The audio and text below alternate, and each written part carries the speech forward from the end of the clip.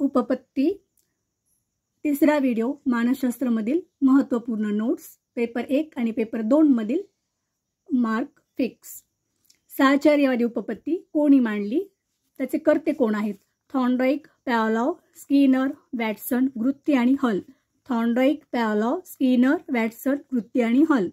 त्यानंतर ज्ञानात्मक उपपत्ती समाकारवादी उपपत्ती गॅग्ने, टॉलमन, आसुबेल आणि ब्रुनर।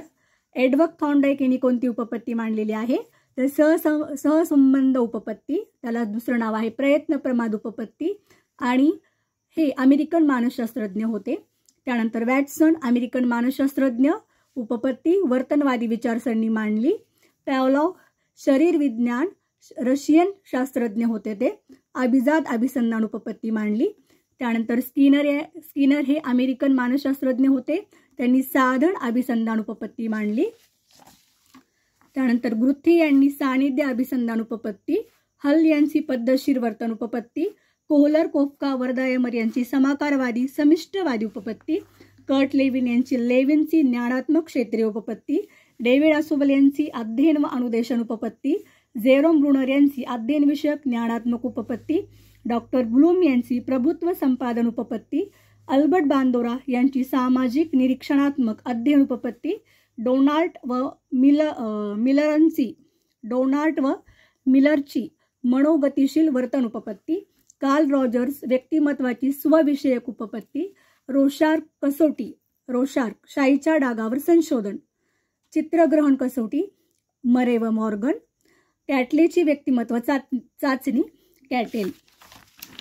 त्यानंतर पुढे आहे वाचनात दोष किंवा शब्द गाळणे। एखादा विद्यार्थी जर समजा लिखाणामध्ये वाचनामध्ये काही दोष निर्माण करत असेल तर याविषयी प्रश्न येतोच।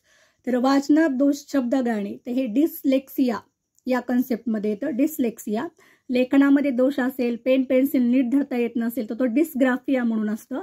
गणिती दोष प्लस मायनस फरक कळत नसेल, वजाबाकी बेरीज या चिन्ह कळत नसतील तर ते डिस्कॅल्क्युलियामध्ये येतं। त्यानंतर काही प्रतिमानांची मांडणी केलेली आहे।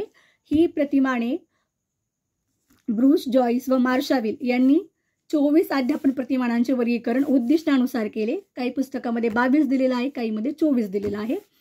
तर उद्गमन प्रतिमाने हिल्डाटाबा यांनी मांडलेले उद्गमन प्रतिमाने हिल्डाटाबा, पृच्छा प्रशिक्षण प्रतिमाने रिचर्ड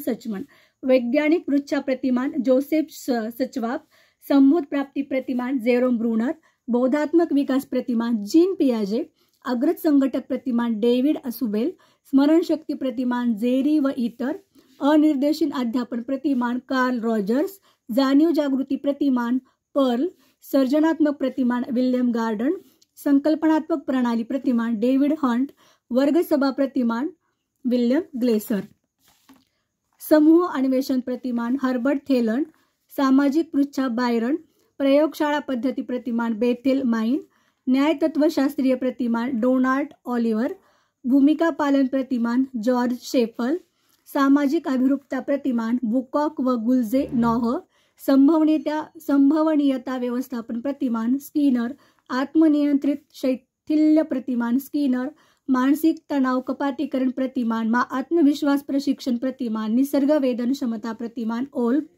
प्रत्यक्ष प्रशिक्षण प्रतिमान गॅग्रे, मनोसामाजिक विकासाची प्रतिमाने एरिक्सन, बालकाच्या अवस्थेला एरिक्सन यांनी मनोसामाजिक भाषेत काय म्हटले आहे ते पुढील प्रमाणे: नवजात जन्म ते 1 वर्ष मुखवेदक म्हणतात, काय म्हटले त्यांनी? मुखवेदक म्हणतात।